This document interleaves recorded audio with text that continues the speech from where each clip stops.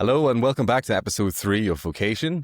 Thankfully, I'm joined once again by the great Michael Tsarion. Hi, Michael. It's great to see you once again and welcome back. So we'll just dive straight in again and sort of work further on what we've been building on the last couple of episodes. We were speaking a little bit about psychology and about consciousness and the importance of this. And we're speaking quite a lot about the truth and about sort of, the nature of being. And so I want to discuss with you one of your articles called The Hatred of Wisdom, which you have up in your Substack, and we'll leave a link to that down below. Can you start it off a little bit about, what wisdom is and what do you mean by people hating wisdom? Why would anybody hate wisdom at all? Well, the article you're talking about is a separate article, but it was a very compressed excerpt, let's say, of a book that also went up this year in May. It's on Substack called Existentialism and the Search for Meaning. And I'm sure you know about it. And there's a chapter in there, chapter 8, which is called The Theory of Everything. Because I actually believe in a theory of everything, right? But I have my own take on it, based in the study of philosophy for, almost 40 years.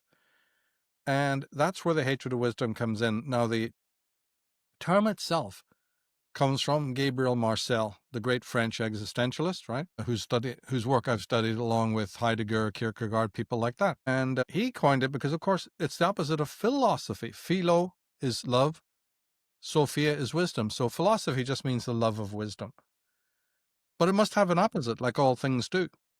And Gabriel Marcel was smart enough, what a mind, to realize everybody talks about philosophy and everybody knows about it. But how many people actually know about its opposite? And the opposite is not only as active a principle, a phenomena, as philosophy, it's way, way more important. So he added this piece, which no one else had ever got. There are people who come very close. Soren Kierkegaard had a disdainful attitude, as most philosophers do, and he certainly had it where he knew that the public mind is just absurd and grotesque. So there's others that came close and were deep critics of society, but nobody had quite clinched this remarkable way of putting it. And I just absolutely loved it. And so I exalted it. I took it and just said, no, I'm inflating this. I'm expanding this to a theory of everything. Meaning that once you have downloaded the implications of this, it's not just some lyrical concept. It is an absolutely vital theory of everything. And once it's installed in the head and now it becomes a filter through which you view the world, I think a lot of things fall into place, especially key things that would never fall into place. There will always be marginalized and misunderstood and difficult and problematic until you get this one golden nugget of truth. Now suddenly there's this new light, new side lighting to everything that we know. That's why I call it a theory of everything. Because once it's installed, suddenly, whoa, you get this vivid picture that just is not there when you don't. I mean, it's just as simple as that. It's like having a microscope with a certain lens that's missing. Well, then there's only going to be a certain amount of science that you can do with that, or a telescope that has a lens missing. This concept of misosophy is a lens that the human race desperately, desperately needs in order to start looking at life again, and from an existential point of view, looking at self-observation again. Freud came close. He was a bit of a pessimist and a misanthrope. So it's not that there hasn't been others who've, embodied at different points in their life this aspect. You get it in Shakespeare's Hamlet, in many of the soliloquies. It's definitely there. But nobody has made it into a theory of everything like I've done. And I advocate that. And then once I've got that filter, I wrote my book then to say, okay, let's pick up the same traditional themes, common themes again. It's like a forensic detective saying, we've got the facts. But they go, but we've been over and over and over. He goes, no, the truth is in here. We got to look at it again and again and again.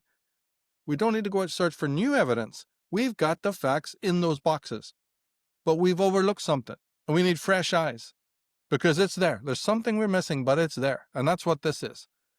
So without misosophy, I don't think you can make that much headway in terms of philosophy. That's what I actually believe. And I can prove it. And in the book, I do. That many answers that the human race needs have been elusive because man requires this filter. He requires this new way of seeing, and he needs to use it universally. And also, he needs to use it in terms of his own self. Because once you, and this was, of course, explained in the article and the book, that running always alongside misosophy, wherever you get self-deception included in the mix. They're evil twins. Where you get one, you must have the other. And this is the reason nobody in the whole wide world thinks they are haters of wisdom. Because if you say the world is full of haters of wisdom, immediately, what do you think is going to happen? Everyone will go, not me. And everybody goes, Yeah. I don't see it. So this is because there's a capsule in which the hatred of wisdom, it's like one of those animal lives that knows how to disguise itself and blend into the background, right? It's there, it's right in front of you, but it's camouflaged itself. So we have expertly camouflaged it. And the mechanism of that is self-deception. So in the book and the article, you've got to speak about that as well. So this is why it becomes important to the individual.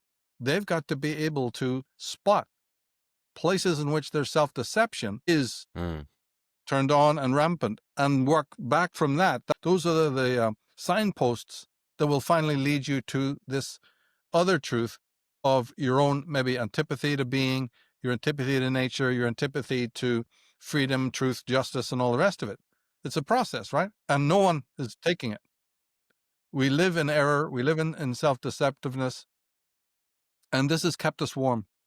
And then we live in the collective, because the more, error, the more that error is backed up. Nietzsche said, what we call truths are just the errors without which we could not live.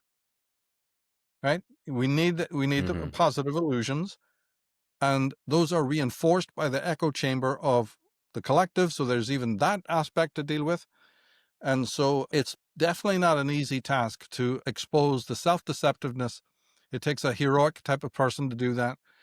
And even that person won't be able to do it unless they have been exposed through their life to the thoughts of the great ones.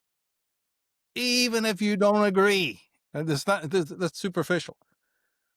There's something about nurturing your consciousness with the thoughts of the great ones so that you start being able to think. You're trained, you learn like a child riding a bicycle. But the person who won't read, and the person who won't study, the person who in a way disdains not only wisdom, we said hatred of wisdom, but doesn't that also mean hatred of the wise? So wait a minute. That's why people aren't changing. Because the very process of getting to the nub of the matter requires you to have a long process of initiation, apprenticeship, in which you're studying all the great minds, the poets, the philosophers, and so on, the psychologists. But if you're not doing that because the misosophy is so elevated in your being that you don't only hate wisdom, you hate the wise. You're not reading your Gabriel Marcels. You're not reading the people that I talk about, the Wilhelm Reichs, the John Allegros, whoever it may be. You're not doing it. Well, then we're in the trap that we know. Then we are in the world that we know. And there's no escape. I can't provide it for you. Nobody can. Gabriel Marcel can't provide it. No way. These men I'm talking about were fucking erudite, super erudite. They'd read everything from Plato through the greatest writers that ever lived. They were experts, right? They knew all about the scholars intimately, playwrights, poets. And by doing that, they were training their minds to not be sludgy, to not be lazy. And all of that was to gain the ammunition, it's like sharpening a samurai sword, right? So that you're now in a position to notice your own self-deception, but even that has an end goal, which is to uncover this incredible spider at the center of the web, this monstrous thing, misosophy. And then as a part of that, I won't go on about this, but as a part of it, we would want to know what is the origin of the misosophy. We left that out, but obviously the one who's now on the trail of the misosophy would want to say, well, wait a minute, of all things, where does this hatred of wisdom actually come from? And that's when you start getting into another school of thought, maybe we can talk about that later as well. So there's lots of other things that come up with this. Really, there is. Yeah, perfect. And I thought that was profound, this idea of, almost cultivating a garden within the mind of planting seeds of the thoughts, of the wisdom of the great ones that have came before, and they let those percolate then and grow over your life, and that stimulates more things to then to come through, and there's fruits to Yeah. bear of that. Good way of putting it. And I like that. That's a good yeah, way of putting it, 'cause it's actually exactly what you're doing. You're nurturing your mind, yeah. yeah, and they can sort of like reverberate backwards towards these archetypes as well. They can help to stimulate more things coming through to us of the wisdom of the past, and helps us come into contact with this archetype of truth or archetype of God that we mentioned last time. But maybe even just to take, I always like this idea of taking a macro view of things and to stepping back and to maybe let people into where we're coming from more. We'd started off by mentioning a little bit about existentialism and about some of these great philosophers like Martin Heidegger. Why don't we just sort of tread water there for a little minute and explain what really is existentialism? Who was Martin Heidegger? What is being? Maybe what even the relationship of being and consciousness and what the differences are of those. Yeah, I agree. It is very, very connected. And the term actually comes from Søren Kierkegaard, the Danish philosopher. Mm, He used it in a certain context, and Gabriel Marcel made it more popular. mm, Heidegger, for some strange reason, didn't really care for it. And one of the reasons why that might be, and again, I'm only speculating, is because mm, Kierkegaard was a Christian and Marcel was a Christian. And in fact, most of the existentialists were Christians. It even goes back 100 years before their time to Blaise Pascal, the great mathematician. mm, He was a Christian, and others were as well. And the ones that came later, the media is always focused on the atheist ones, right? mm, And so Heidegger was a kind of agnostic.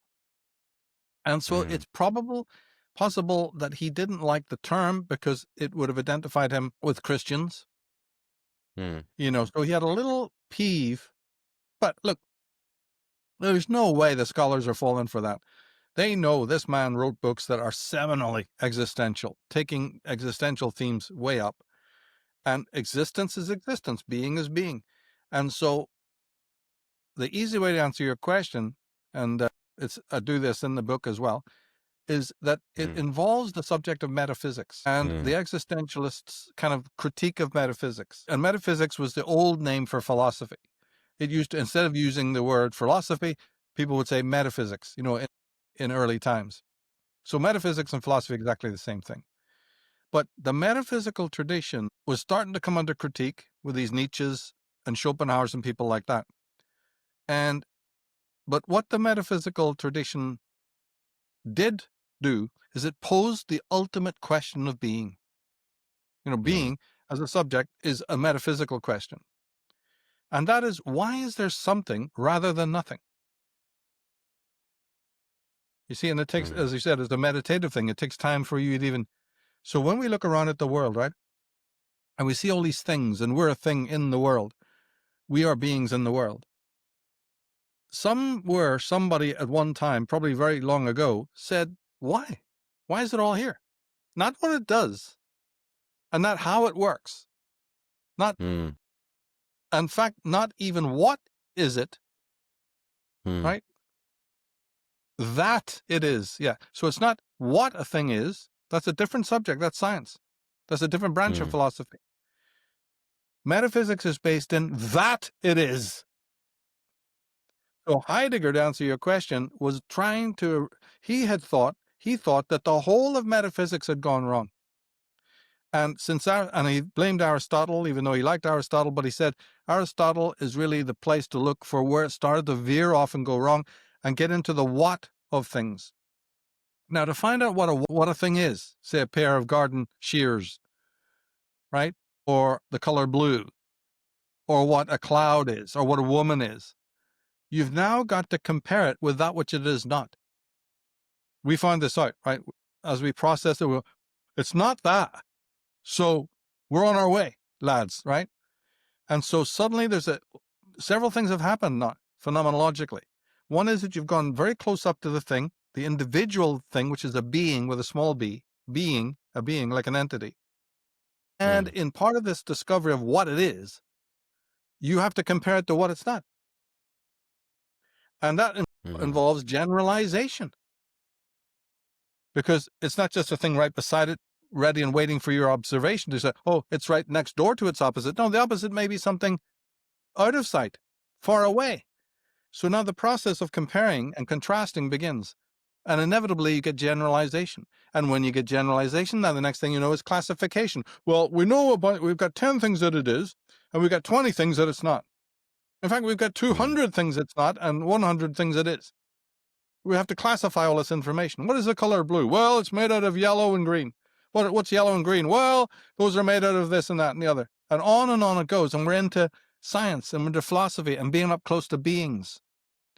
And Heidegger came along and said, haven't you understood that now that you become immersed in all the beings of the world, you have forgot being, capital B, and you've forgotten about that it is there.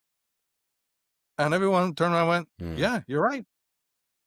We are completely, he used the term like somebody walking through a forest of stuff, like or flying like a butterfly, and they're losing their foothold. We're just in amongst the stuff. And we're no longer standing back and saying, where the fuck did all this come from? And what is it all about? So he wanted then to, talk about the big being. And he started off, this is what he then, but it's the way that he did it. The way it coming at that was so utterly unique. And then 1927, when he wrote his first book, Being and Time, because, he also connected being to time, was part of the analysis. But look, even right from the first chapter, nobody who had ever read philosophy, nobody who was a contemporary had ever thought like that. And they were just transfixed. And so even though his language is pretty horrible, he's an obscure writer, and people complain about that. And he also started inventing all of these new terms and words, typical German. That's what they're very good at. All of these things that kind of were repellent qualities, people were willing to forgive that, because just beneath the surface of all of that, rhetoric, rhetorical devices, and idiosyncratic language were gems of knowledge. And so he transformed the world.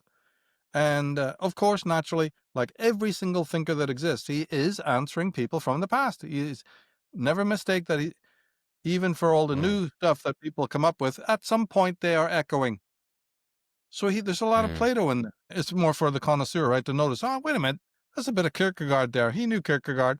Oh, wait a minute, there's a lot of Nietzsche, and there's a lot of Plato, as I said, and there's Heraclitus and Parmenides, even pre-Socratic philosophers. There's a lot of Aristotle.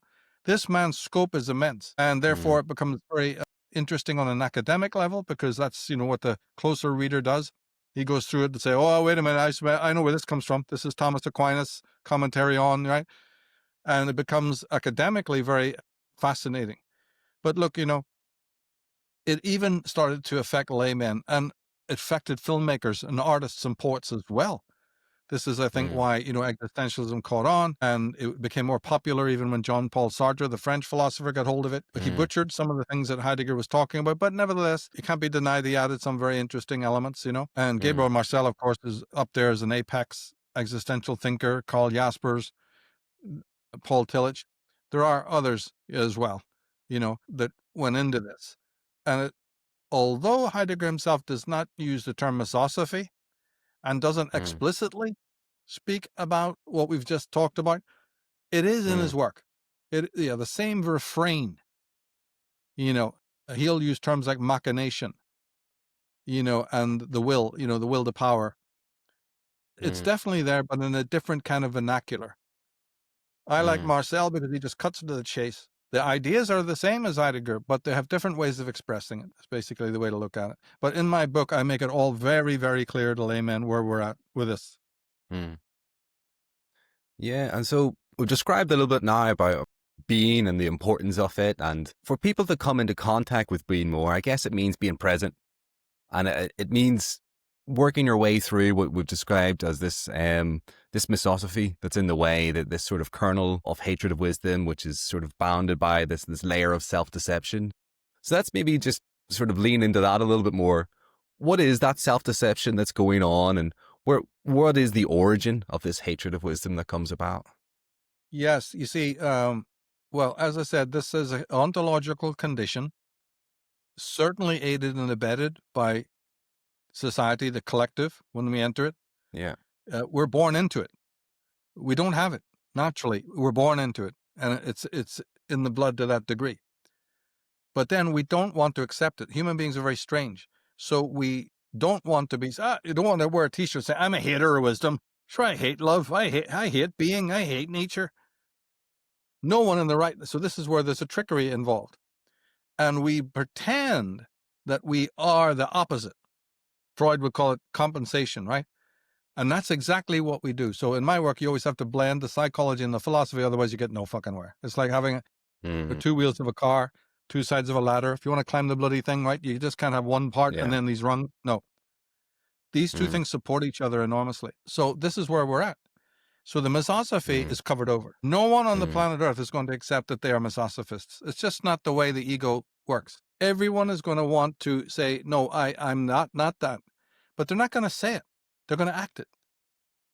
Yeah. And so in the book, I make sure to mention that religion, right, technology, and yes, metaphysics, most of philosophy, all of this are these camouflages that we've created to say, you see, scientism, right? For instance, let's just pick one of those, scientism. The man in the white coat with all the money and the institutions behind him and all the brothers, the comrades and this nonsense, right? Can turn and go, look at me and our labs.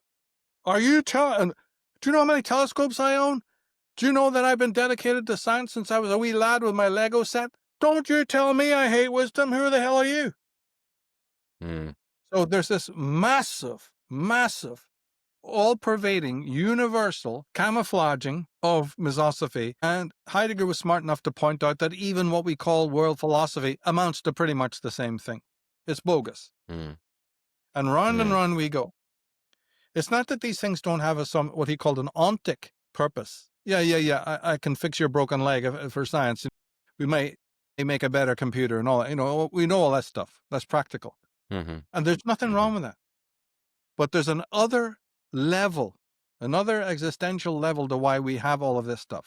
It's to prove to our own selves that we are lovers of being, and we're not. Now, Heidegger doesn't say this in so many words, but I'm talking about, summarizing some of the more obscure elements. But where he may not say it explicitly, Marcel does. And even though Heidegger may not say it explicitly, it's bloody well implicit. And that's what I argue in my book. Otherwise, why bother writing another book on existentialism, right? It's because I'm arguing something that even the Heideggerians probably don't know about, probably haven't twigged yet. So I'm hoping that my book is, an addition a little bit there to the culture to bring out, to tease out points that, somebody may have missed and supply some evidence. So this is where we're at. And while you're wreathed in this self-deceptiveness, you can't make progress. You can't see why AI is there, why technology, why scientism, why hierarchies, why a lot of abuses, big pharma. There's a lot of consequences. Why war? And also you're looking at different things that also human beings throw up again and again. They keep proving to themselves that they're lovers of wisdom. Now, there's a weird tie-in here, and that is that now some of the behavior of what we call the postmoderns and the progressives is more openly, clearly misosophic. It's almost like that the self-deception veils have lowered, and these people running around that we know as the millennials and the hipsters and the snowflakes almost don't mind letting you know the way they throw paint on beautiful landscapes and pull down statues. We're in a different kind of era. So I argue that in the book. Hey, maybe see, you know why? Imagine that the self-deception is like a lot of scenery. It takes a lot of stage management and energy to keep it up because it's false, right? But it's energy draining. We're moving into a time right now where the surplus of libido and energy for keeping up the deception, like somebody with a window dressing, first it's really, really nice, and then they go, I'm bored, I don't want to fix those mannequins, I don't want to fix the window, and it all starts gathering dust and looking old and tawdry, right? And the rats have been chewing at the stuff.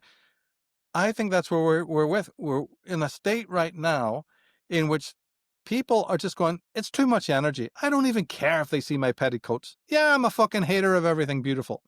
I'm a hater of Mm. life. I'm a hater of wisdom. I'm necrophilus. Go ahead. I'm letting it all hang out.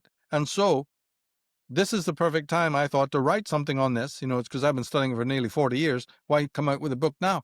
Is because now the evidence is so clear that this Yeah, theory of yeah. everything really has some teeth. Whereas maybe if you'd Mm. written this 10, 20 years ago and there's still optimism and blah, blah, blah, people fall for all the lies, the utopian lies Mm. and whatever. It might not have been so, good. Yeah, and we mentioned a few different things there. The phrase postmodernism came up as part of it with it. And I see that as one of the big barriers, that, one of the sort of thought ideas that sort of percolates amongst our generation. And I was speaking to somebody, funnily enough, I was on holidays and I was speaking to a young guy from Denmark, and he was studying philosophy. And I didn't know anything about him, and I joked first about your teacher. I asked him something. I bet he's probably like a communist or a Leninist, half joking, thinking the universities can't be that bad. And sure, he pulls out his phone, he pulls up the professor, and sure enough, it's a logo of him in the position of Lenin. And you sort of go, it's really just bonkers. And eventually the conversation got to somewhere where he eventually hit his line. It's sort of what I call dividing by zero, sort of philosophically.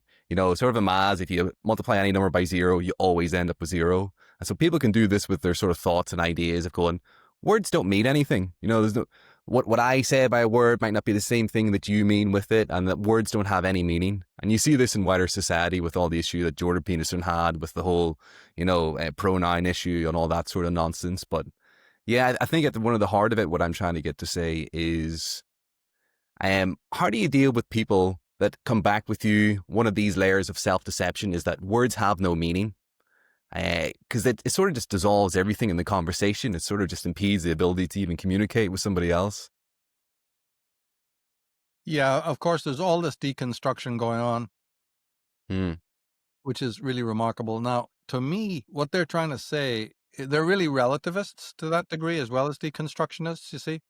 Yeah. They don't believe in free will. There's a lot of different things that they rebel against.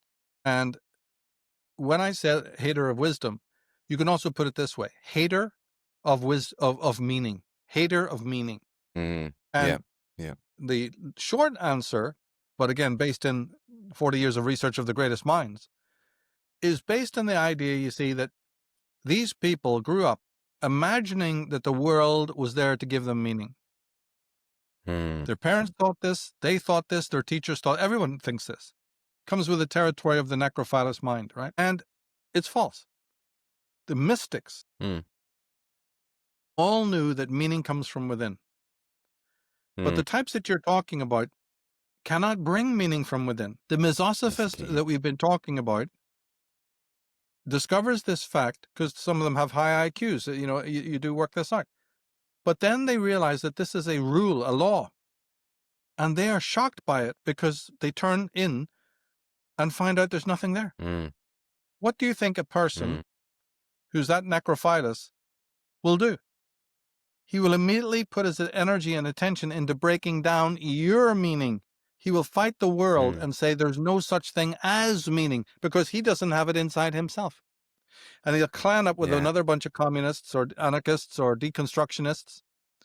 He'll even try to find lunatics who make this into a philosophy. A lot of them are basing their work on aspects of Heidegger and others as well, by the way. This is another tricky area, right? See, Heidegger and all were trying to deconstruct metaphysics, but his technique of doing that was borrowed by French deconstructionists and said, we'll borrow that format, but we'll orient it in a different way. They learned from him, Michel Foucault, Jacques Derrida, and they weren't just stealing from Heidegger, they were stealing from a lot of other previous philosophers. And it's the same thing that Marx did with Hegel. This hasn't stopped. Marx was not the only person who stole, and inverted a man's theories and polluted it or disfigured it. No, this has gone on across the centuries. And what we know as postmodernism is the same. The postmodernists discovered, and so he said, life has no meaning. Man has no essence. They took that from Sartre, Mm. and they said, no man does. And if he ends up with what you might call an essence, it's only in parentheses, and it's something also delivered to him by the world. It was a rescripting of a much earlier philosopher, John Locke, in the 1600s who said man is a blank slate. His mind is a blank slate, tabula rasa in Latin. Well, that had been knocked on the head and proven false. Even Noam Chomsky and some modern philosophers had proven this to be bollocks. And if you actually think about it, you can clearly see it's bollocks. But what The do you know? archetypes. These progressives picked it up again. This thing is dead and buried with a stake through its fucking heart. But no, they resurrected this monster and start using it again in a slightly different context to believe that you are an empty, let's put it this way, instead of a blank slate, they said you're an empty vessel. And everything that you then become after birth, everything that's in your mind and your conscience is put there by the world. Now, immediately, anyone you don't even have to be familiar with philosophy to know, hold on, why aren't they telling me where the world came from? They don't. Secondly, like the same thing with John Locke's blank slate, that empty vessel is not empty. Its emptiness is a property. What? Yeah, you called it empty, so it's filled with something. But no, the emptiness of the bowl, of the cup, of the vessel is its property. Go back to John Locke. He said the mind is a blank slate. Somebody else came along and said, but even the blankness is a property. Remember those kids' boards where they're blank, but they're magnetic and you can stick things on it? These little letters, have you ever seen those things? So somebody would say, that blankness is not the blankness you are trying to tell us. The blankness is a property, and you say the world comes in to write upon it. Well, then there's a win-win situation. The consciousness must be like that for a purpose. It must register that there's a world out there and have certain properties that the world can attach its meaning to. Therefore, it's not blank. It has one of the most universal properties, which is blankness, Mr. Locke. The glass must be what it is with its glass and with its space and its emptiness in order to receive that which is put into it. Now, these things are called innate. So the arguments of the materialists collapse. Things do, minds do, have innate properties, like the other side, the non-materialists, had always argued. And it's the same here with these progressives. So they picked up a completely bankrupt philosophy, dead from the start. Yet they're, because of the power and the money they've got, and as I said, these men in suits that Heidegger warned about, sitting behind desks, C.S. Lewis warned about it, they are bankrolling it, and they're forcing it down the throats of these millennials who just sit there gormless, stupid, right, infatuated with their cell phones, and they don't read nothing, or they go on AI or something like that, not even realizing. Then there's a cardinal rule here.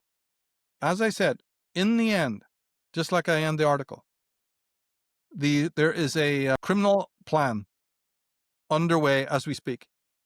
And that plan culminates in AI, and it's called the replacement of the wisdom that's hated with knowledge. So here's another rubric. Here's another equation. And once you've got, we've been talking about these things, and once you've got them in place, you're well on your way. And this is, I'll repeat it again, the idea of the human race for many centuries now. And Heidegger was onto it.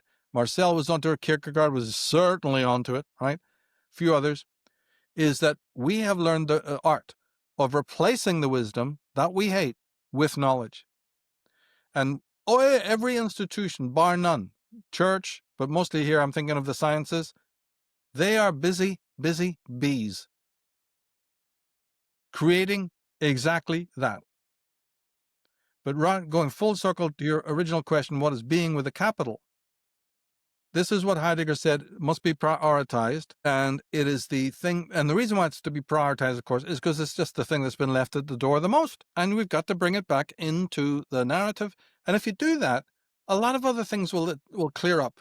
A lot of other problems of philosophy, problems of daily life, will start to unravel just because you bring the bigger being back.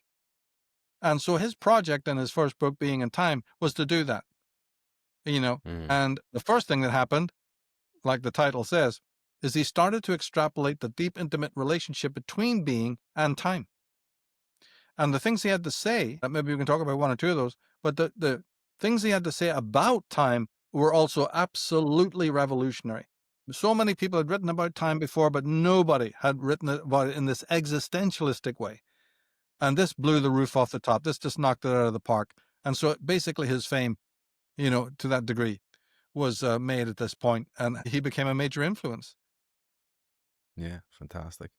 Yeah, we'll definitely dive deeper into some of those topics with it and some of these concepts that he's came up with. One of the things you had mentioned was the difference between the mystic and these types of people. One being that the mystic finds meaning and can sort of evoke it from within himself.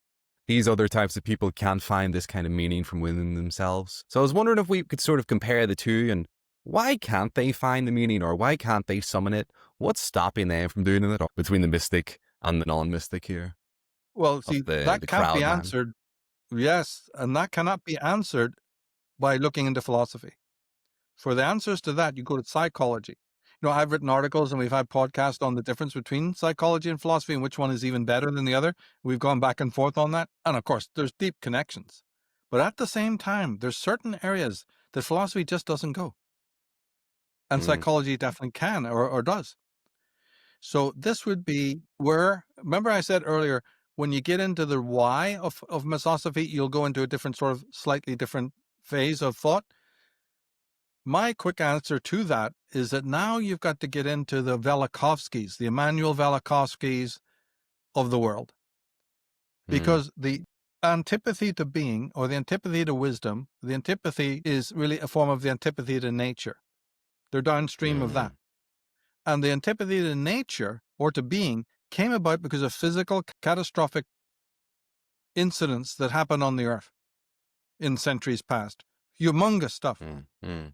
And it was at this point, see, man didn't just sit back as a spectator when mountains were coming straight out of the earth, comets were flying overhead, dripping poison like the worst dragon of your nightmares, right? The Nazgul looked like sparrows compared to what we're talking about now, right? That's where the fire-breathing dragons come from. That's where the Chinese dragon comes from. Mm. That's where evil spirits and witches on their broomsticks come from. Celtic mythology is full of it. And if you could read, the descriptions of these cataclysms, all what you're asking is in a nutshell. But since people don't accept one of the things of science is that they're uniformitarianists, they don't believe in earth catastrophes, or they believe in some minor stuff. But the Bible and the other great chronicles of the world, the texts speak of the flood, right? Or many floods, plural. The Maya talk about at least 4 worlds rising up and falling into chaos. The Celts have it over and over again in their refrain. The first inhabitants of Ireland, they claim, came from, wrecked prehistoric lands. Then we have the theory of Atlantis, right? So on and on we could go with this. But man was not a passive spectator when all of this catastrophe took place. He was deeply traumatized by it. And the trauma has not abated. Well, it has abated, but it's still there in the limbic realms of the mind and the brain. As man through the centuries recovered, he grew to despise nature. He grew to be threatened by it. Because nature to that degree is fearsome and is inclement. But the thing was that psychologically there came this deep fear and even hatred of nature. So the roots of what we're talking about, I believe, go there. And I make sure that that is featured in all my work. Even sometimes in the first chapters, I'll go into this. And this has a conspiratorial aspect because although most people listening to us have no idea of what I've just said, they don't know or acknowledge this. It's not in the narrative commonly. The architects of control know all about it, inside out and upside down. And so all the techniques of control and manipulation that they use are based in a kind of rug pulling to re-traumatize ourselves in the now. And the reason why they do this is because all upper levels of trauma, the ones we're aware of here in the stereotypical world, framework, or whatever you want to call it, Yeah. stimulates the really deep trauma below. There's a sort of a resonance between the two. And the Illuminati, or who we call the world controllers, they've been using this to control our human minds for centuries. They never allow us to have peace. Yeah, they never allow us to have harmony. They're always up to something. And we are still not even catching on. My work is one of the first, to even point these connections out. So upper trauma kindles and stimulates and triggers the lower trauma. And when that starts to rise, we are completely under control. When that's, this used to hypnotize our minds. It traumatized us, which means you can think of it as like a freeze coping mechanism, right? Or limbics, just flight or fight, all of this. So the moment that these underlying wounds within consciousness are stimulated, we become docile bodies. We become susceptible to control from above, you see? And so then, now that when you understand that is the basic psychic bedrock, it's easy to see now that some very, very pestilential plants, flowers have grown from that. Dark weeds of horror, right, have grown out of that sludge. And so a lot of the other things we might talk about, I always contextualize it as relating back to this ancestral trauma, certain layers of amnesia that have come along with that, because one of the things to do is to just pretend, it's like if you have a very, very bad car accident, chances are in the years later, you ain't never take that road again. You'll even take a road that goes takes twice as long, but you'll still take it. Why? Because you will be reminded of that trauma if you go back on that same road. It will be inevitable, right? So we rather go a longer distance, but in a different circuitous route. Man has done that. Where we find ourselves today is due to a bunch of circuitous routes we've all taken to avoid memory. And what this means, of course, is that we've built up institutions, we've built up religions, we've built up all sorts of popular illusions and positive illusions. We've done a lot. We're mentally a total mess, but we'd rather have that mess. You see, so what we do is we vote in draconian, thou shalt not governments, right? And then because of the swing nature, sometimes we vote in the more permissive version, the commie version, right? You'll see this through history, the left wing first and then a bit of right wing next. This is a good cop, bad cop phenomena. Both have their negatives, right? And we'll do all of these other kind of weird things to insulate ourselves from this underlying trauma. Now, any true healer, any true mystic, you mentioned mystics earlier, they're not going to go for this for too long. They're going to say, damn it, I want to go and deal with the original wound, get it fucking healed, and then bam, we're good to go, right? A whole new life will happen. We'll really have utopia. But unfortunately, that requires a kind of heroism that doesn't exist today in this ultra feminized world. And by the way, it sounds good on paper to say, I'm going to go and confront this trauma. Yeah. When people try to do it, they find out, they don't have the courage, and they'd rather go for a pint down the local pub, and just go back to the comforts and the norms. That's why we're talking about an outsider. And just when we talked last time about that, you see, the outsider is not a being who screamed and craved and bashed the door, let me in to society, but then said, fuck off, we don't want you. There's millions of people like that, but don't let them fool you and think that, oh, I'm an outsider. No, you would have done anything to get in with everybody else, but for one of many reasons, they didn't accept you. That's not an outsider. And don't pose as it either, I'm disenchanted. Those are just the discontents. They wanted those 3 stripes, but some other bugger got in the way, and they weren't pretty enough, or they weren't smart enough, or they weren't this or that enough. But these are resentful malcontents and discontents. The outsider is a person completely he sees it. He could be part of it. He's saying, I will reject it. I don't want to be part of an abnormal world. I don't want to be adjusted to it. I want to go my own way. But the outsider then is one of these people, you see, who now has to take on this enormous challenge of healing that wound. And when they find that they want to do that, they find there's no manuals.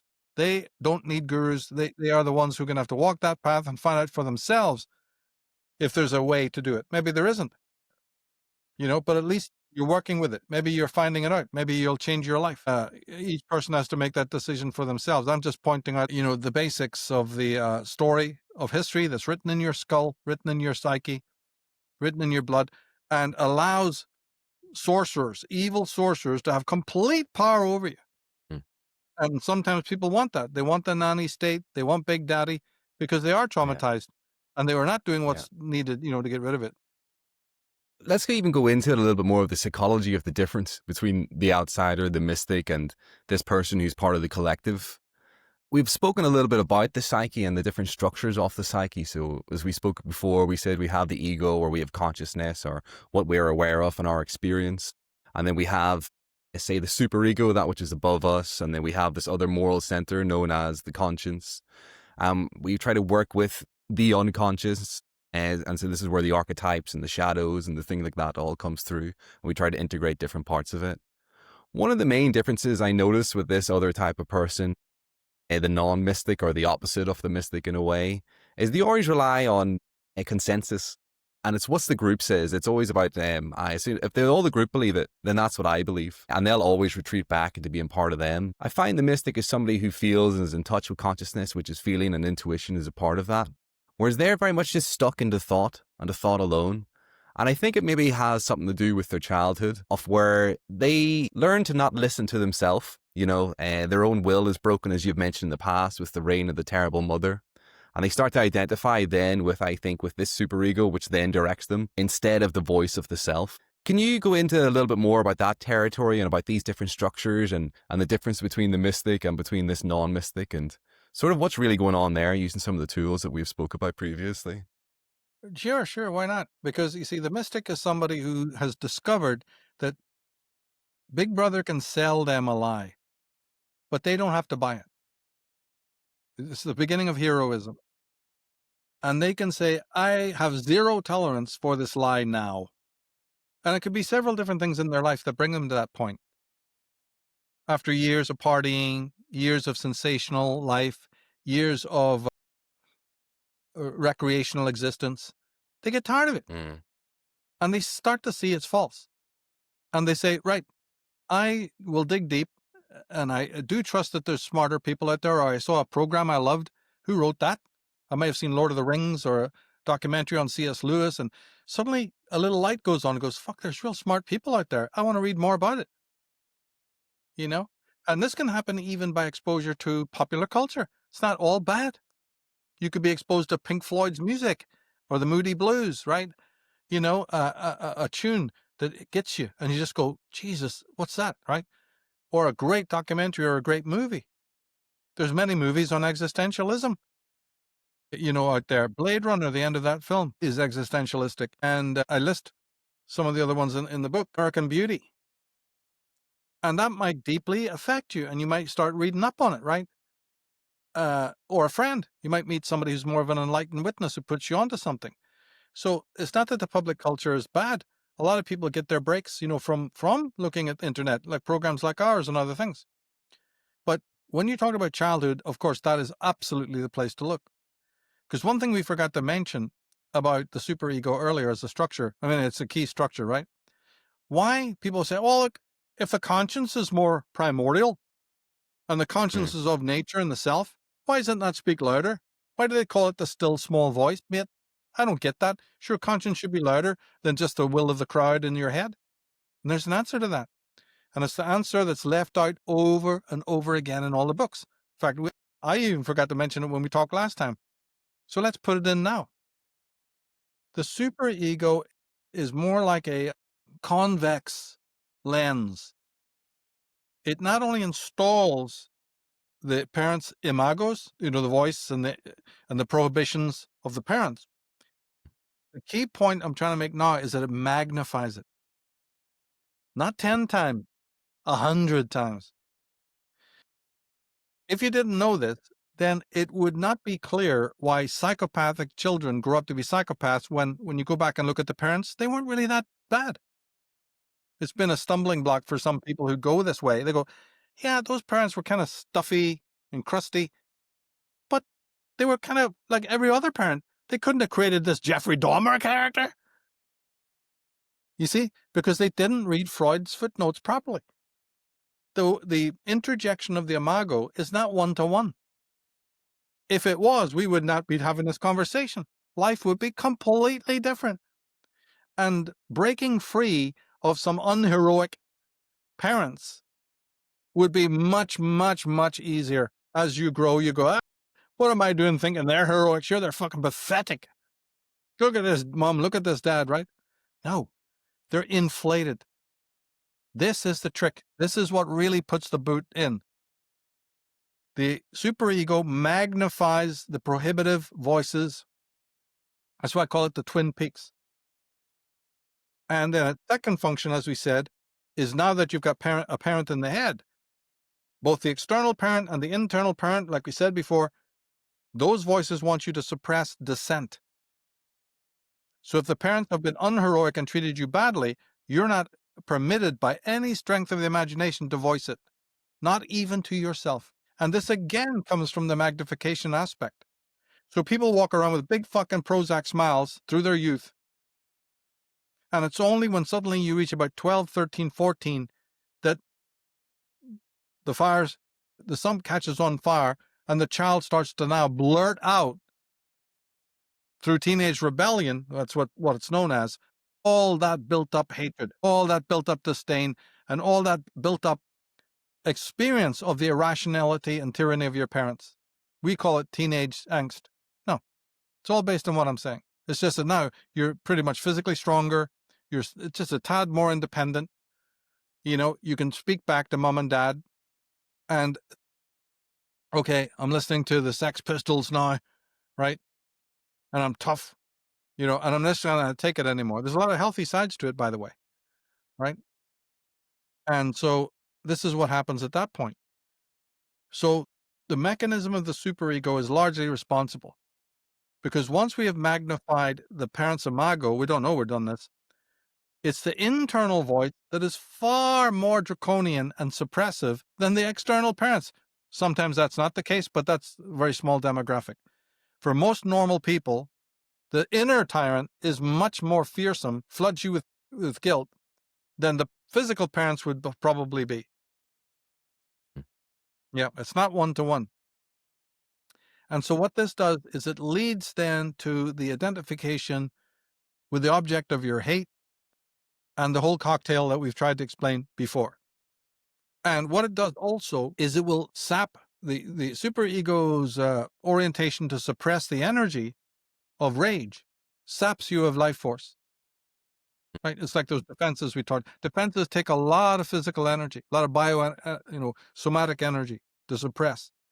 And so the energy that you need, remember we just talked about the hero and what he needs to do?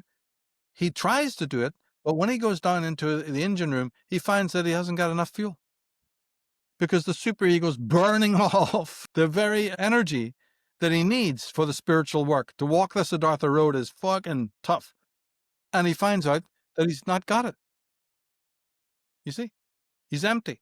In fact, this also has one of the causes of alcoholism.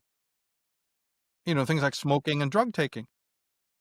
You're trying to find artificial ways to boost your energy. Drown the But voice. it's only temporary. These are only temporary highs to make you feel euphoric.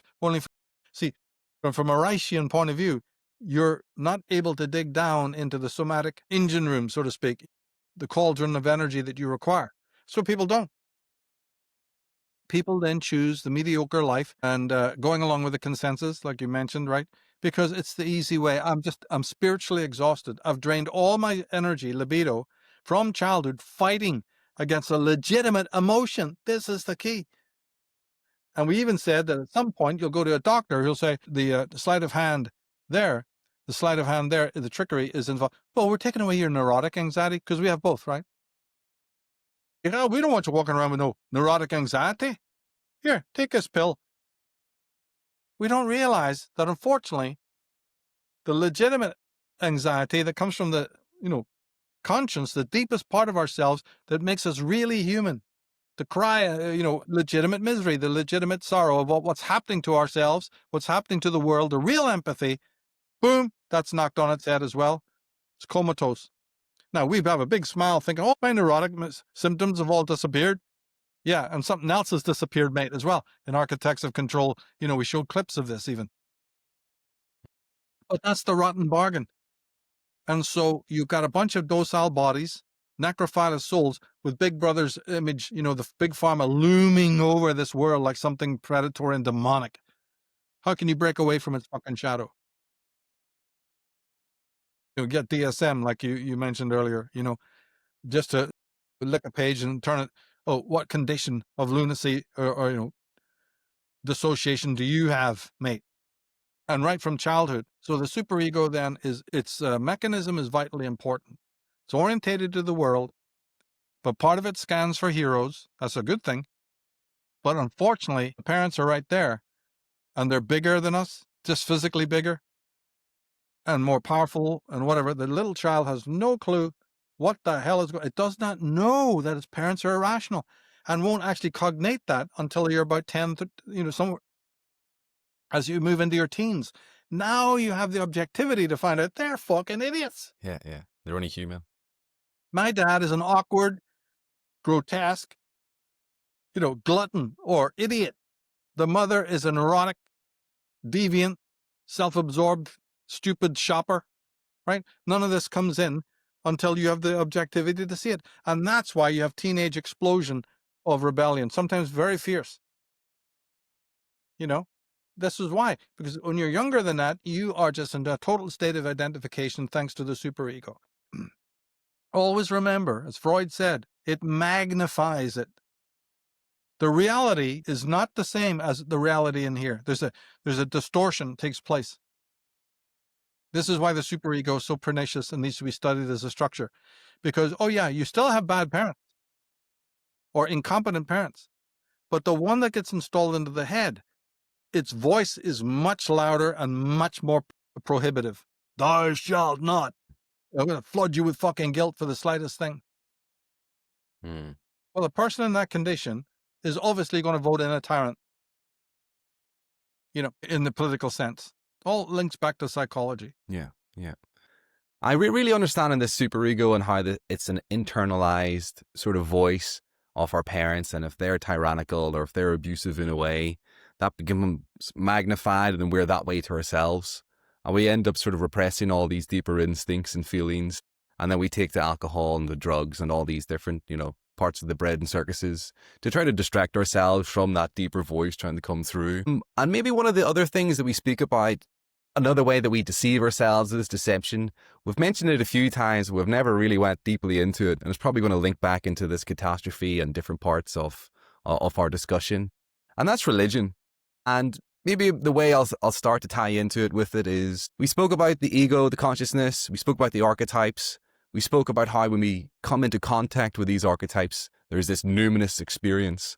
And maybe numinous is a new word for many people. It largely just means it evokes a spiritual feeling. And so there's no woo-woo here as part of this with it.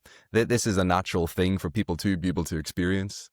And so can you go a little bit more into that, about what the spiritual experience really is, and maybe what's the role of religion in all of this, of what we've been discussing so far? Yeah, well, religion was we talked about metaphysics being the question of being, and that got lost along the way, right? Now, somehow, when the turn took place in metaphysics to say what is a thing, and as something that was needed, but we forgot about being and went into the whatness of things, right? We forgot about that things exist. Why is there something rather than nothing? And we just started focusing on the some things. We didn't focus on the nothing anymore, right? Really, the chances of there being nothing are infinitely more than there should be a life. There should be a sky, should be a planet, should be a cosmos. Absolutely incredible that there's even anything here at all. So we got lost into the thatness. Lost into the whatness. Now, religion, I believe, in its most positive sense, is the attempt to hold on to the original thatness, whereas science went into the what. And there's many ways of coming at this, but one of the best ways I always talk about this is through the work of Immanuel Kant, the German philosopher. He was an idealist, right? But he was also a bit of a skeptic. And he wonderfully worked out something extraordinary that has the biggest bearing on religion, because he thought it also was a good thing. And he said, that, you see, that the way the mind is configured, it not only gives you access to reality, but just because it gives you access to one aspect of reality, it means that it inevitably blocks out other aspects of reality that we would want to know. But the thing that he brought to the table was that you can absolutely never know. So he knocked science on the head to that degree. No amount of changing your viewpoints, fixing the microscopes, getting a smarter guy, right? No amount of thought can ever reveal to you what he called the noumenon. Now, the noumenon sounds like numinous. They're not the same word, by the way. So this is They're two different words, right? Even though they sound similar. So what he called the numenon is another German word that meant this unknowable, not thing to be known tomorrow when we get smarter. No, absolutely unknowable. And when he was asked, well, why is it unknowable? Everything should be knowable to a rational mind, just like things are unknowable to children, but later on when they get smarter, they know about it. He went, no.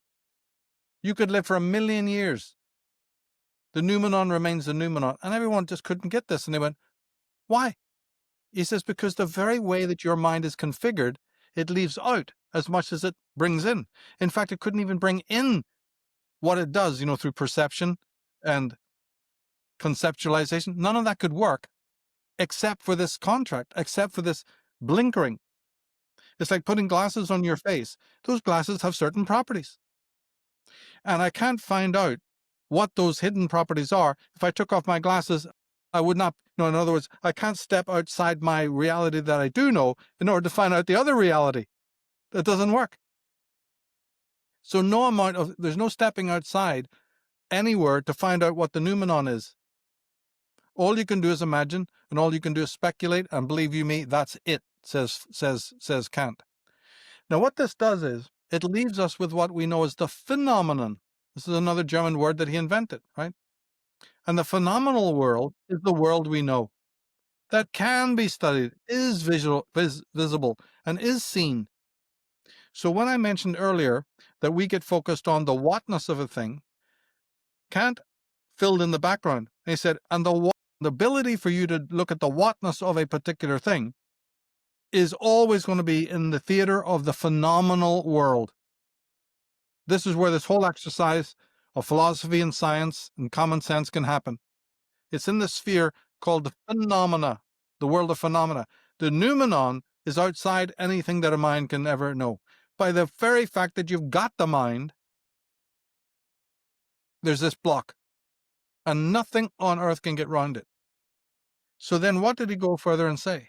He said that the phenomenal world is therefore the theater for science. Science, I give you the ribbon. This is where your forte is. Get to work. Get on with your domain. This is your territory.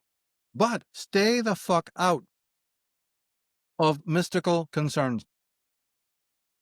And he demanded that science, basically took this up. And he said, and this is to answer your question now, that religion, stay the fuck out of the way of the scientists. Stop tripping them up with your crap about the world's only 4,000 years old and how many angels can fit on the head of a pin and all the other rubbish you've got. Your focus is to be focused on the numinal world and get out of the way. So both of you people, he made them shake hands.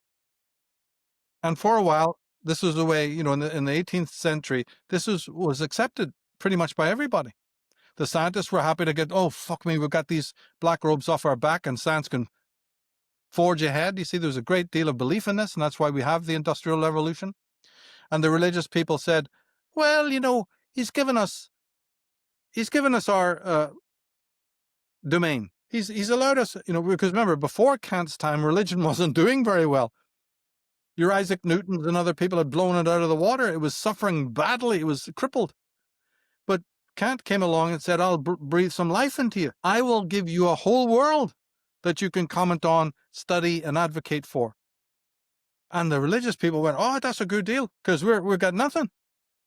Science is moving ahead, leaps and bounds, and it's leaving us in the dark ages. Okay, we'll take this up. And they started to then realize that the sort of hidden domain, you see, was then, a thing that they could legitimately continue to talk about, speculate upon, through faith, right?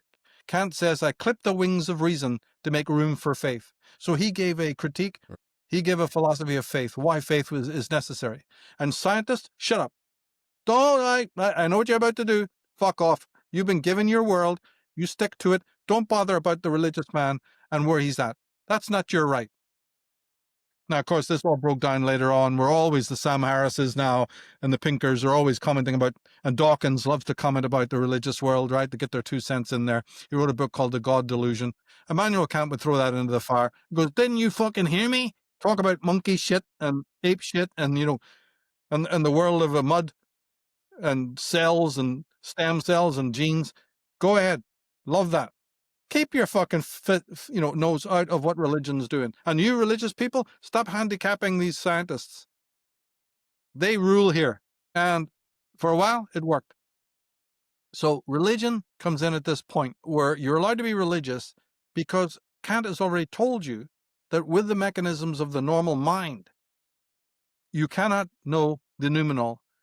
But God is the numenon and can speak to you in a different way if he wants to, through what we would know today as revelation. So if you want to go down the religious path, and wait for God to sort of speak to you, hey, no scientist can come along and knock that. And the religious people, the genuine ones, like that. They said, Immanuel Kant, thank you very much. Because I do feel that there's a meaning in life. I do feel that what you're calling the numenon is a reality for me. And I do believe in a God. And you've given me an open access to it and say, yeah, you are right to believe it. I clipped the wings of reason to make way for faith. I'm for that. You see? So that's the way I would look at it, using the Kantian model. Now, it's not the only model that gives you the right to be religious.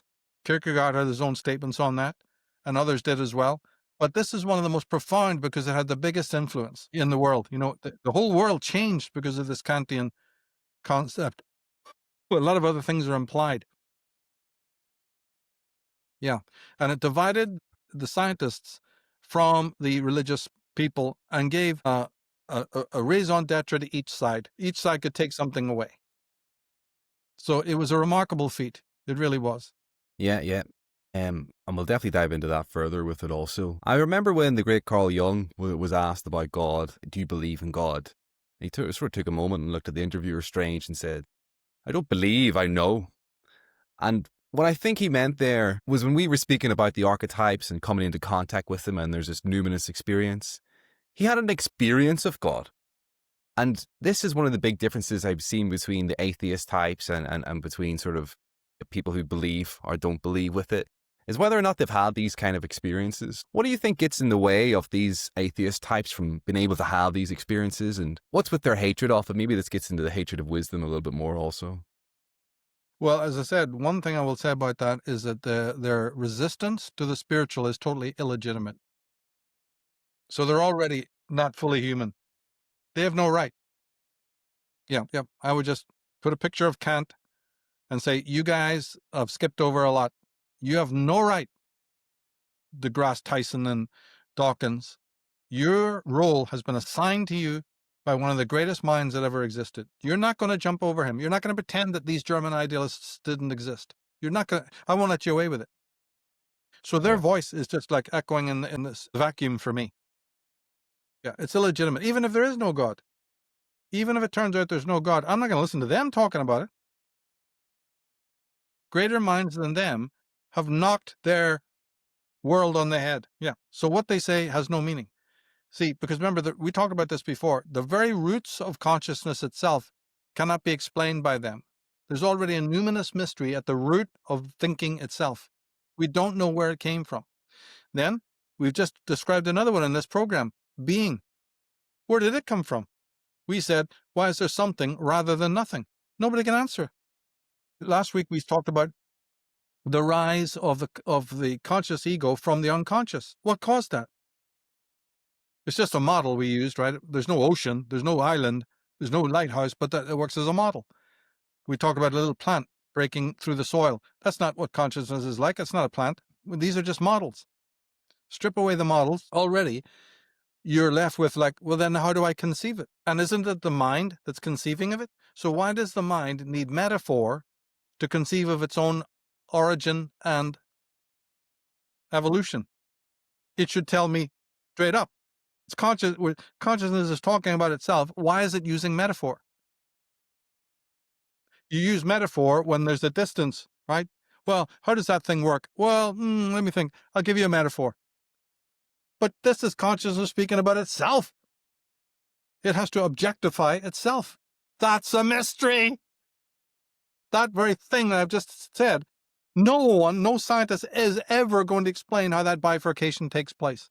All they'll tell you is another mystery. It's evolution. Okay, can I look that up? Can you explain evolution? Well, not really. Like, then why did you tell me about it? You're playing a fucking game of charlatanism here. I asked you to explain something. Oh, I can't explain it. You see? So they just run away. And they don't look at the consequences for themselves. So the atheism is monodeism, is another word for it. This narrow focus where you exclude all these relevant points. These are some of the most ignorant people in the world. They're very good in the phenomenal world because that's the world assigned to them. But when they start speaking about the numinal world, nothing much they have to say is worth a shit. It's the same way that a religious man, am I going to listen to him to tell me how to fix diabetes? Am I going to ask him to do brain surgery? I wouldn't ask him to, put a plaster on my fucking finger, right?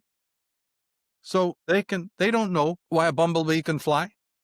That's not their province, but I would look to a scientist to tell me why that is, or at least give me an idea. So the twain do not meet.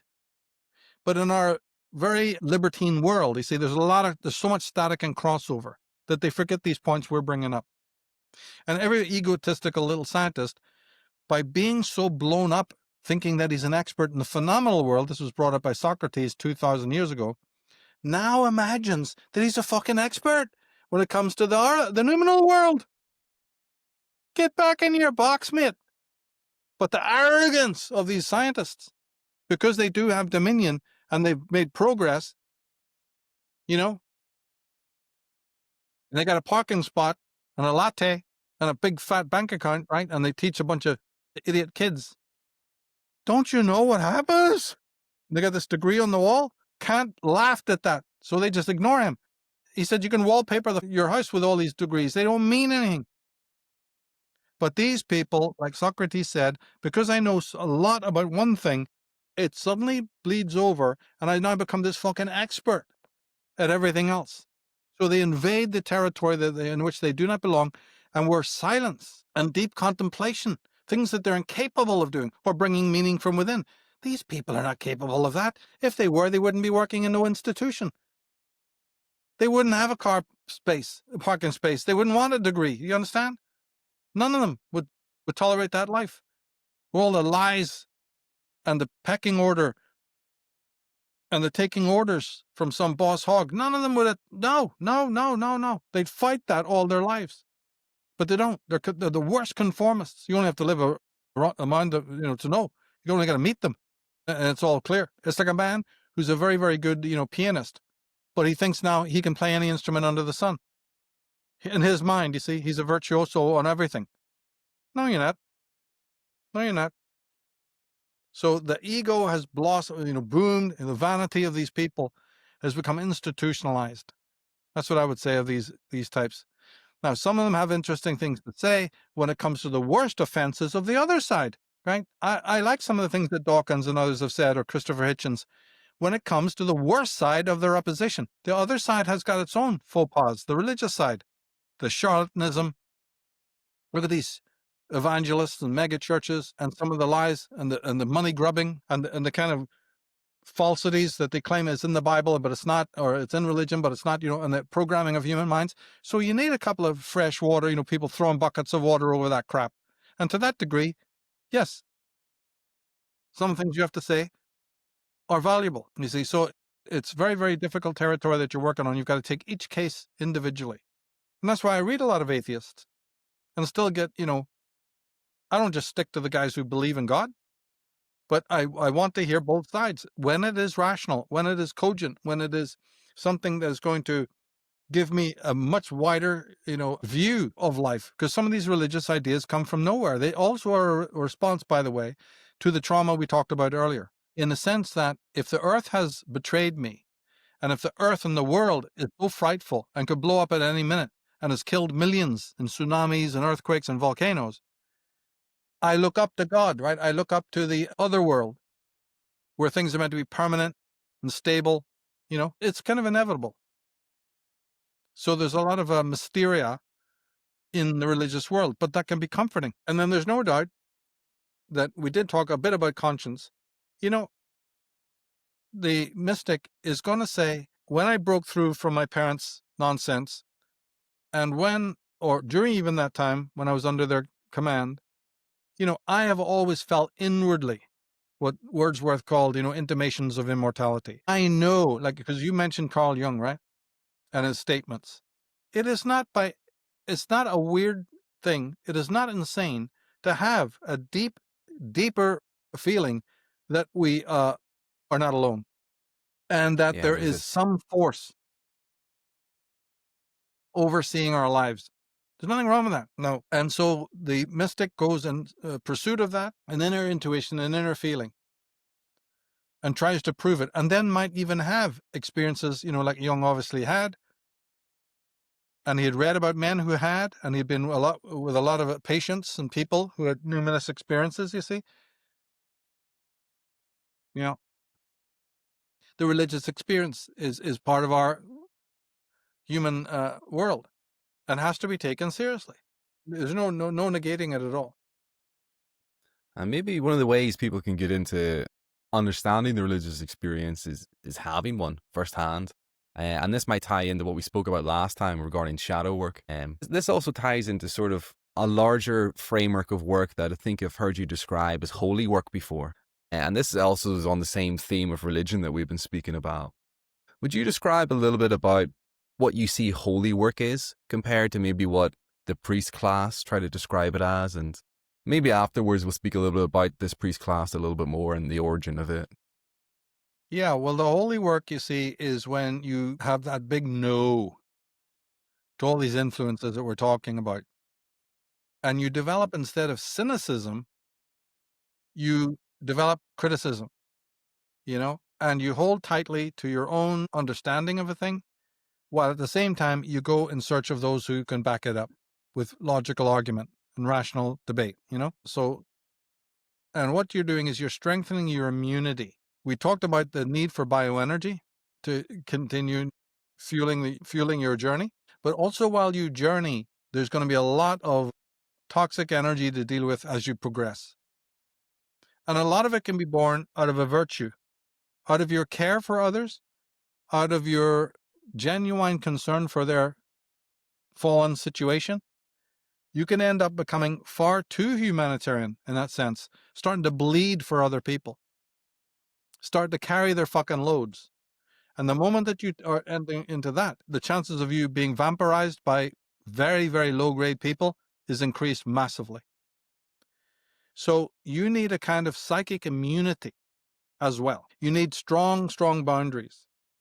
You need a bullshit meter that's off the charts. Otherwise, these also will be pitfall. You have to watch your projections onto people.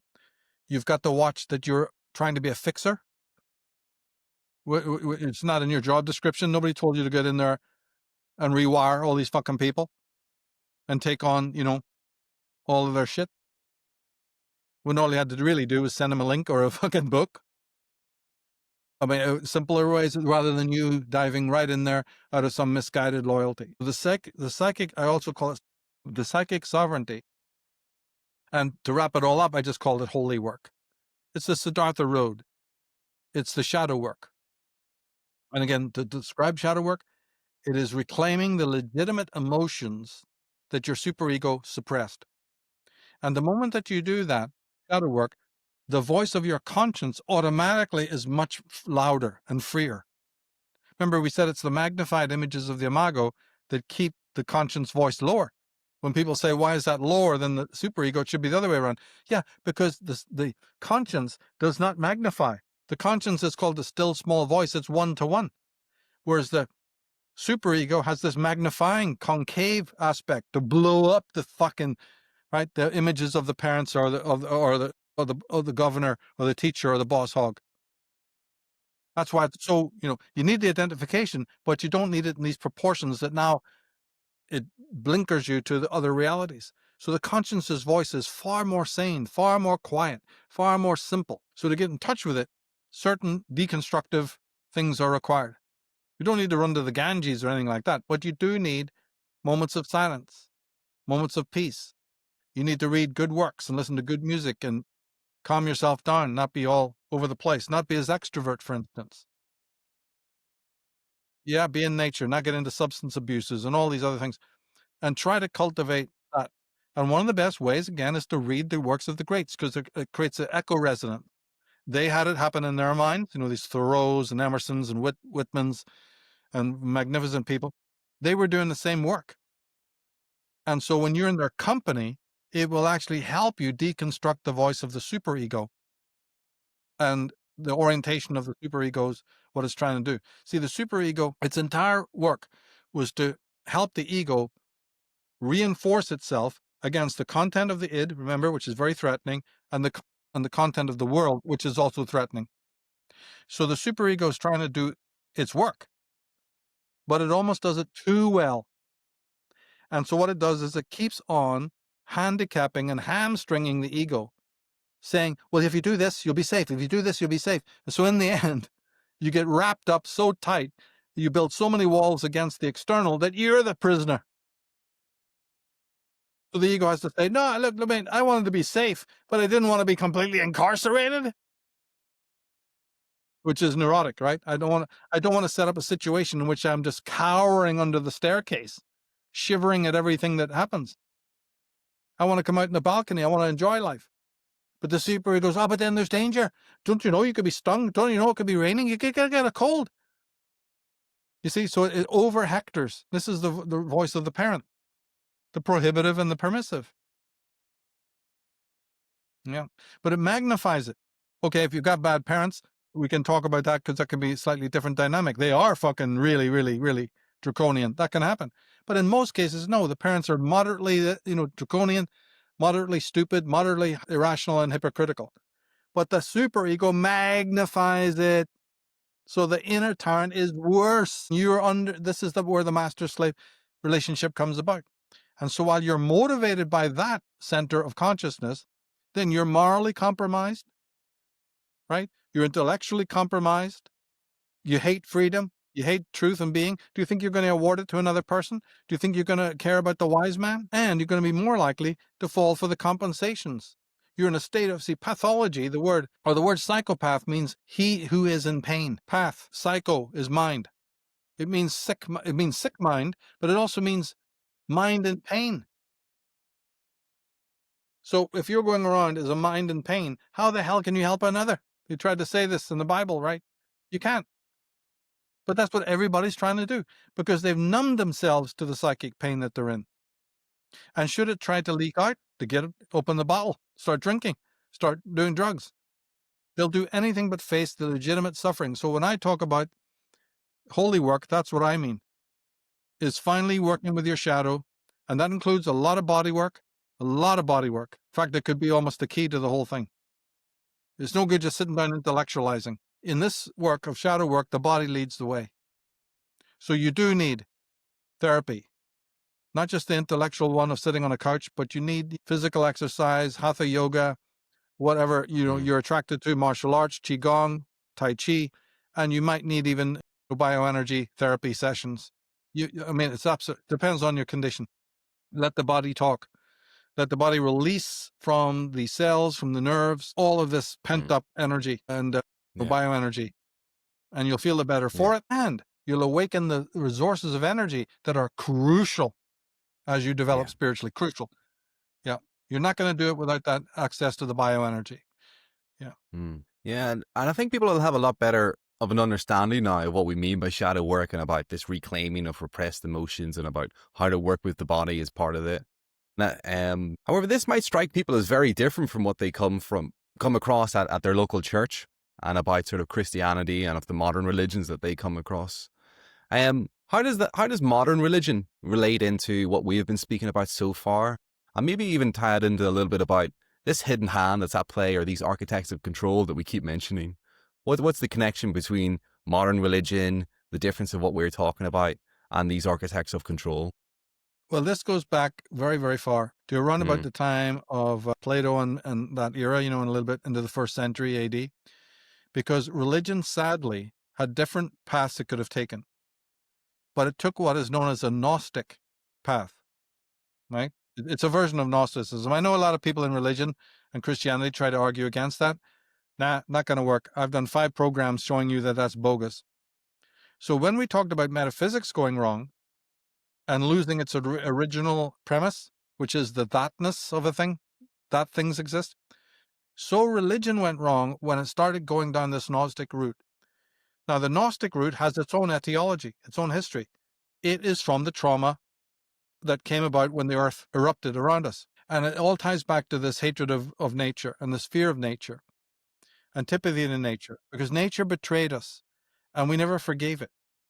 And so our view became off-world. We started to think of the body. When we talk about shadow work, we just mentioned how important the body is. In fact, it's crucial, right? Religion doesn't accept any of that because it looks down on the body. Religion is the complete opposite of shadow work. It situates reality in a supernatural sense. The perfection which does not exist in the world exists in the other world. And so nature and the body were considered cages of the soul, lore. Once that fact is installed, it's about as necrophilous as it gets. Because obviously you're here in this world, but they're not here. And you're not a caretaker anymore. In fact, it all goes wrapped around to misosophy. Now you can cut the trees. Now you can cut the hedges. Now you can butcher animals. Now you can go on safaris and kill thousands of animals just for kicks, which is now you can fish the seas and the oceans till they're dry and all the rest of it. You could teach your children to believe that these big hunks of mincemeat in the what am I thinking of here? The shopping, right? In the department, that's just like apples off a tree. They're not real. They don't have any life. That was an animal once, right? What? Yeah. But here this week they just butchered hundreds of ostriches in Canada without a single thought. They're just fucking animals. Sure, just get rid of them every day, everywhere. The atrocities that are being done, all are bedrock religious ideas. And the individual religious person is probably one of these horrendous souls that you're dealing with. Schopenhauer said, "Earth is hell. For animals, earth is hell, and men are the demons who torture them. Earth is hell." He was an animal lover. So it's all in the perspective. And these religious types make my skin crawl, right? Because they've installed a particular meme, a particular idea that this is just dark, morbid, cold, damp, ugly world. And nothing can change that. The black robes live like that, the flagellants, the opus dei, all the creepos. The Muslim world has it. Asia is just riddled with this earth hate. That's why they can just, shit in the streets, kill animals, have open sewers. Nobody digs a fucking well. Nobody can, it's nothing. It's just absolute primitive. Teetering on the edge. That's what they breed. Billions of fucking people living in slums and horribly, right? That's your religion. It's the most religious soaked country in the world. Look at it. Just go there and look at it. So the legacy of these what are Gnostic ideas, then during the 1920s and 30s, it started to migrate. This was all orchestrated, by the way, but they start bringing these towel heads over into the West. And it shouldn't have caught on, but it did. And there's lots and lots of reasons, and we've dealt with that exclusively on Enslaved for years as to the whole process of the whole rotten thing. Right? But the West did fall for it. It had some very big backing, and it's slowly morphed into what we now call the New Age movement, which is thoroughly Gnostic. Yeah, don't be fooled. It just has a Gnosticism and a slightly different complexion to appeal to, fabulously wealthy people in America. They had to polish and repurpose some of their motifs that worked in the East but don't work in the West. Well, they did that. They got some very expert people to give it a makeover. I was part of it. That's why I know all about this, right? I was part of it for a while. Forced. I quickly got out of it. And I did that from reading, especially reading things they didn't want me to read. But the best way for me to get out of it, you see, was just simple observation. All you got to do is be in the presence of these people, which I did in California for years. You just got to talk to them and be in their presence, and you'll know, I don't want this. These are really creepy people. I'm done. I'm out of here. Yeah. So it's a Gnostic paradigm, and that can be manipulated by, the big brother for sure, because any hatred of the world, you're no longer a caretaker of the world. You're no longer a good guest. You're a guest that came and trashed the hotel. You didn't leave it in a better condition than when you found it. Isn't that perfect for the architects of Yeah. control, who themselves hate this world. Mm. And so we've covered quite a lot of ground again today, and I think there's a lot of things for people to think about, and I'm sure we can spin off into a number of different directions. Maybe to leave people with a final thought of what we've been discussing. We spoke a little bit about there now about Gnosticism and about there's this hatred of the body and of the world, and there's this sort of duality that then they create, and they think it's the spiritual world, it will be all good. And that this is actually the philosophy of those who are largely at the pinnacle of the hidden hand or of these architects of control, people that sit at the zenith of that. Can you go into a little bit more detail about what is it they deeply believe? Because people hear things about Satanism and about the occult and maybe about Kabbalah. These are all sort of catchphrases I see coming into view online of people are reacting against, and this is why people are sort of clawing towards Christianity as a reaction against those things as well. Can you just speak a little bit more, I guess, about this Gnosticism and about the actual beliefs of these people at this sort of control? Yeah, well, as I said, it's a really, really major thing that get imported from the East mostly. That's what There it was is. a legitimate Western philosophical tradition, which is very, very rich. And the architects of control wanted to sabotage it. And they also wanted to do it because a lot of it came from Germany. And that was bad enough because the architects of control were working out of Britain, these Fabians, these liberals, and out of France. And there's been a thing called Germanophobia. I have a website called germanophobia.net for people who are new to this concept. The hatred of Germany goes back to at least the 18th century. That's why there's been many wars and all of this, right? And they loathed anything that was coming out of the German mind, And what they have done was a systematic, like these John Locke's, these materialists, they couldn't really answer Kant, and they couldn't answer a lot of things. And so they created their reductionist materialism, which is just shallow readings of reality, like I've already explained earlier, mind being blank and all of these things. And they really disdained the metaphysical traditions that were coming out of Germany, and I mean pouring out of Germany. Goethe, Schelling, Fichte, Hegel, right? And hundreds of others, Hamann, von Herder, the list goes on. They were absolutely incensed. And they started to see that this idealism, it's called that in general, right, started to be imported over into England in the 19th century. Yeah, particularly through a poet. One of England's greatest poets was called Samuel Taylor Coleridge. And Samuel Taylor Coleridge, who was the best friends of William Wordsworth, was called the English Schelling because in his youth, Coleridge had gone to Germany right at the time when Schelling and all of these people were teaching. And he did this because he wanted to know what all the kerfuffle was about. And he got totally influenced by their teachings, came back to England and started to parrot Schelling to the point where everybody started calling him the English Schelling. And as an interesting anecdote, it got back to Schelling. Somebody actually told Friedrich Schelling, hey, by the way, there's a guy in England who doesn't cite you spewing all of your stuff. And Schelling went, good, as long as the work's getting out, don't bother me with anything about that. He can steal and plagiarize as much as he wants. As long as the word is getting out, don't bother me. He's a very, very genial and generous man.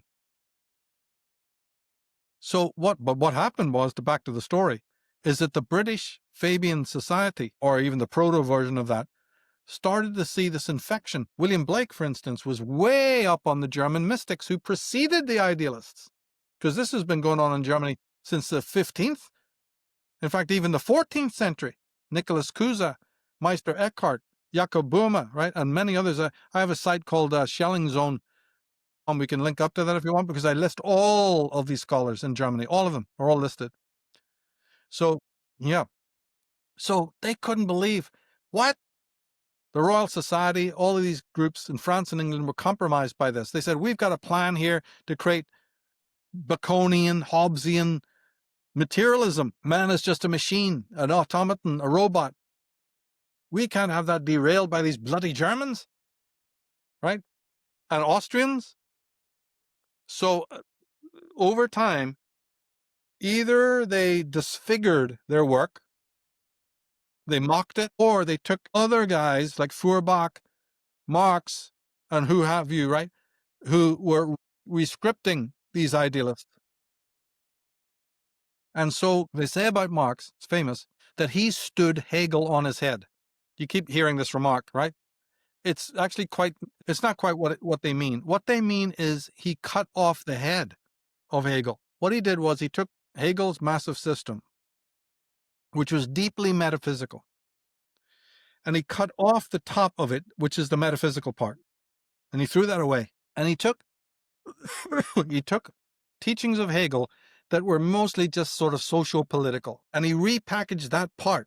This like a dog, right, tearing off an arm and running down the street with it. He took this one little mutilated part and reframed it as Marxism, as dialectic materialism. It's Hegel to that degree, but if Hegel was alive, no. You see? Yeah, this mutilation came from what we know as the left Hegelians, but Hegel would have not ever identified with them. Yeah, so it's a total farce. And this was just one technique. Then they did it with Schelling. Then they did it with Fichte.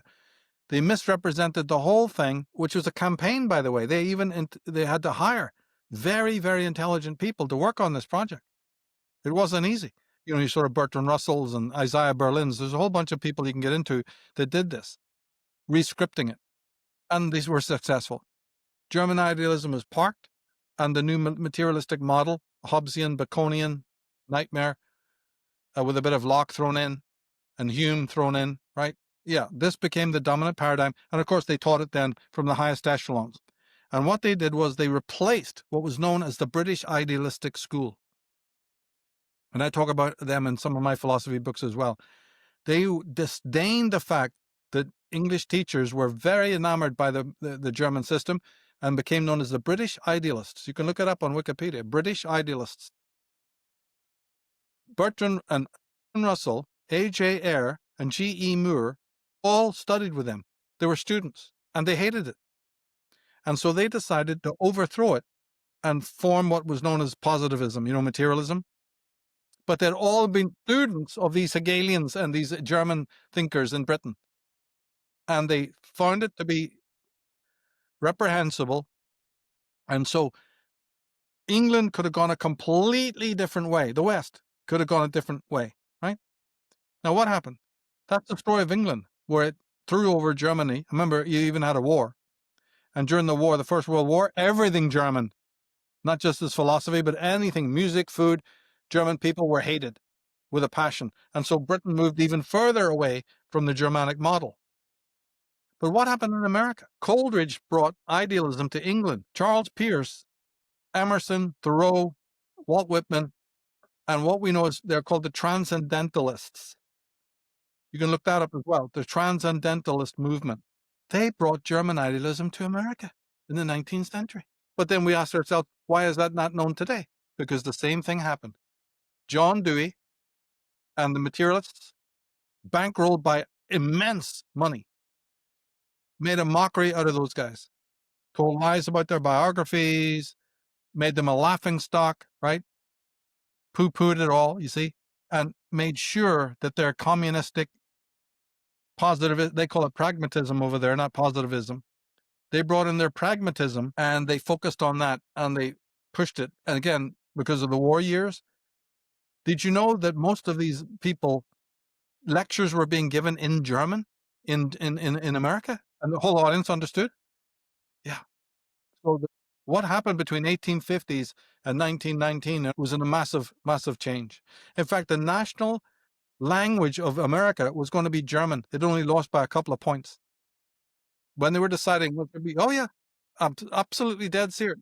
Yeah, I'm absolutely dead serious. Because German is a philosophical language. Oh yeah, all of this has been suppressed. It wasn't English. So all of the West took on this British materialistic model, and the French went for it too. And America had a flirtation with transcendentalism, as they call it, based on the German idealists. But unfortunately, it was overthrown by these materialists and pragmatists and the John Dewey school, as I call it. And this is why we're in the fucking mess we're in today. And all these institutions capitulated. The wars didn't help. And so strangely, now we're into history. To answer your question, we had to go into history because the history of Germany now becomes a factor. See what I'm saying? You have to pick up very obscure things and say, well, this fits here and this fits there. And unless you have a very open mind, you could never find these pieces because they're odd. They're oddball. They're like, well, what the fuck has history got to? What? But it does. Sometimes there's a piece missing and you're looking and looking and looking. And it's not philosophy. It's not psychology. It's coming from another place that you don't know about. You've got to read the minds of these controllers that are above the glass ceiling, way up in the boardroom. They hate German thought. They hate German people. They put in out of Hitler to bring Germany down. The whole Hitler thing is an experiment to destroy the German Empire. And that worked. It succeeded. Because they knew the psyche of the German. They knew it. And they knew who to put there. He could Pied Piper them all into doom. There's things going on this planet you wouldn't even believe. You wouldn't even believe it. Yeah, it was a great occult ritual. I have a program called the Thule Society. People in Unslaved know about it. They watched it. It'll Secret go into society. that as well. He was part of it, Hitler. Yeah. That's right. Some of the And financiers. there's a big story there. Yeah. This all goes back to British figures. Before Hitler wrote, there was some very interesting British occult happenings that, underpinned the Nazi movement that people should know about. Yeah. Then it'll all make that's sense. fascinating with it. Yeah. I'd love to get into more of the occult history of it all, because it's a totally different take on virtually all of history that people would have come across in the school system and in the institutions and things. Oh, yeah. This British system is a pestilence. Yeah. This materialism, this productionism. It is bankrupt and it still holds power today. Yeah. Every new generation, they just throw up another people's champion. It's not without interest, but once you know the other side, once you know what they left out, what they're disfiguring, what they're mutilating, now you get the knowledge and go, I get what they're doing. Because a lot of what they're doing is plagiarization. Jacques Derrida's main theories, one of the worst deconstructionists on the planet, is Jacques Derrida from France. Most people don't know. His main ideas are nicked from Hegel, but they're repackaged. And this is done a lot. All these progressive ideas have been taken from earlier philosophers and either inverted, that's what they meant when they said that Marx turned Hegel on his head, they just mean inverted. But often the inversion implies what I said, which is a removal of the higher metaphysical, mystical quality and the leaving of the most materialistic aspect. And then that's repackaged and all the light and attention's focused on that. And you don't even know that there was an entire other capstone to be put there that gives light to the whole thing. They left that out. That's what the British do very, very well. And they've done it across the board. And people fell for it because they don't know any better. Germany was so demonized from the time of the First World War, and actually you can backtrack it even further than that if you really do your homework. But let's just say even just since the First World War, it was so demonized that the entire intellectual world didn't want to know. Now, there are exceptions where people didn't fall for this, here and there. But generally speaking, we don't want to know anything about that. And this caused the greatest intellectual fallout, given the magnitude of the tradition that we're talking about. So I created a little website called shellingzone.com. People can go there to get a little taster of what we're talking about, this tradition. It's like a little primer for people. Yeah. Yeah, we'll leave links below to that website also, and maybe we even just do an episode at some stage on German idealism and about the thoughts of Fichte and of Hegel. And I'd love that. Yeah. I'd love that. You don't get every podcaster wanting to do that. Yeah, let's do that. Because it talks about freedom, and freedom's so essential, and it's the real essence of what we've been speaking about, and the relationship of the mystic and freedom as well. And naturally, this is what the architects of control hate. It's freedom that they hate. That's what they don't want the most, really, with it. So.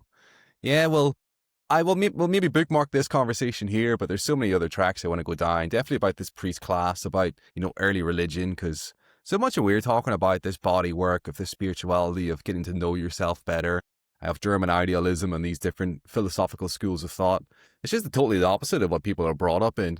Here's this dogma, you've got to believe it. If you don't believe it, you're going to fucking burn in hell for the rest of your life, for eternity. And so, yeah, we'll do a little episode maybe on that, and maybe an episode on these German idealisms as well too. But is there anything you feel that we haven't covered today that you would like to mention or make a note on? Well, let's talk a little bit about freedom. Again, going back to the psychology we were talking about. Because of the superego creating this master-slave dynamic within, it's trying to parody what happened in the family constellation, but it magnifies it. Yeah. Because that is installed, it is absolutely, and I think I've mentioned this before, ludicrous to believe that you can now go out, wear a political t-shirt, and believe you can change the world. So this is mysteria, what I call mysteria, mental delusion, mental self-deception. Nobody who has embodying the master-slave relationship within their own psyche can unchain another. It's farcical. Therefore, the mystic doesn't try. What the mystic does is he draws your attention to the master-slave dynamic within yourself and says, go at it. Now, that master-slave relationship precludes freedom, doesn't it? If you have this inner tension and a master-slave conflict, where's freedom involved in any of that? So it becomes then what's known as a talismanic word. I mean, it's talismanic because it still carries a lot of power. It doesn't mean a fucking thing, but it carries a lot of power. There's many of these. And so the architects of control, you asked about that, they use these talismanic terms. Freedom, community, whatever. Liberty. Yes, democracy, equity. Nobody has equity.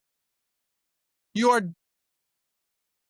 deeply imbalanced, you see. So, but they use these utopian talismanic terms to give you this chimera.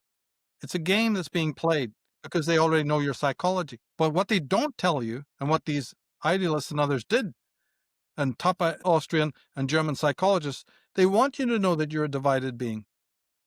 Jung wrote a book called The Undiscovered Self. R.D. Laing wrote a book called The Divided Self. They want you to know man in search of his soul, right? All these wonderful titles. You're not a whole being. And so freedom becomes one of these talismanic words. But unfortunately, it still has you crying tears. It still has this power over you. Otherwise, it wouldn't be talismanic. We'd have already seen through it and go, fuck these people, right? But some of the most loathsome, inferior creatures rise up from the political swamp because they've learned these few techniques. When you saw the great, communist countries inflated images of Stalin, Trotsky, Lenin, and Mao, right? What is a giant? It's called giantism because you're just a little fucking peon, right? A little rubbish down there. This largeness is part of the superego. That immediately appeals to the superego because that's what it does. It inflates everything. We go for the spectacle. And over and over and over again, the media uses these inflated techniques and inflated words. You see, to keep us in a continual lockstep with the lie. They take natural idol worship, but they don't put heroic beings in front of us. They put transgressive beings. The media is full of it from Cartoon Network onwards. You see, so the child is lost. It doesn't understand. And by the time it does understand, it just enters into a state of pure anarchy and rebellion. Better than nothing, but still not enough. Teenage rebellion. Yeah.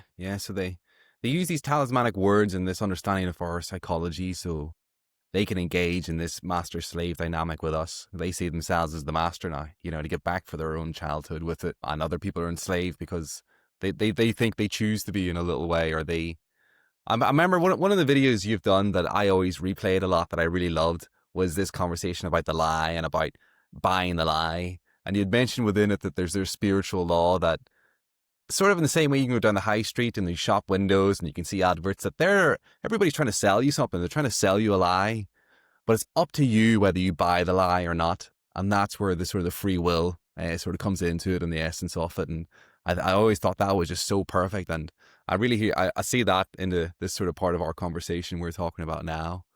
Oh yeah, I feel like we can go for another 2 hours. I feel like we just started on something else here again, but I will maybe save this for next time. We will.